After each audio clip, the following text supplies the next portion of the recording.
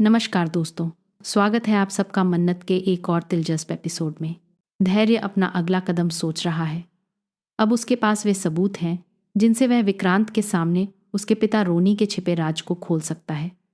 कहानी अब उस मोड़ पर पहुंच चुकी है जहां रोका हो चुका है और मन्नत अब हमेशा के लिए विक्रांत के साथ जुड़ने वाली है। लेकिन इस रोके के समय नीतू का चेहरा उतर गया है और मल्ला की नानी भी नाराज़ खड़ी दिखाई दे रही है। इसी बीच असली खेल शुरू होता है जब धैर्य समझ जाता है कि नीतू के झूठ के पीछे रोनी की सच्चाई छुपी है। सवाल यह है कि अगर नीतू रोनी की पत्नी है तो विशाखा का क्या रिश्ता है। धैर्य को अब वह सच्चाई मिल चुकी है जो सबको चौंका देगी। असलियत यह है कि विशाखा ही धैर्य की असली माँ है और विक्रांत भी उसी का बेटा है, यानी दोनों वास्तव में भाई हैं। अब धैर्य का इरादा है कि वह अपनी माँ विशाखा को सबके सामने लाकर रोनी के झूठ का पर्दाफाश करे।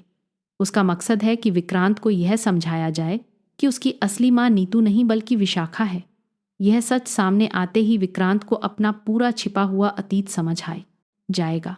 साथ ही मन्नत भी इस सच्चाई का हिस्सा बनेगी, क्योंकि केवल उसी की मदद से धैर्य यह सच विक्रांत तक पहुंचाना चाहता है।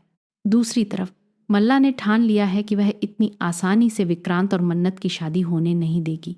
ऐश्वर्या जेल में है, लेकिन उसके खिलाफ खेल अभी बाकी है।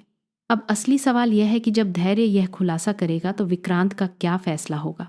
क्या वह नीतू से रिश्ता तोड़ देगा? कहानी अब उस दौर में पहुंच चुकी है जहां एक के बाद एक राज खुलने वाले हैं और पूरे परिवार के रिश्ते नए रूप में सामने आएंगे।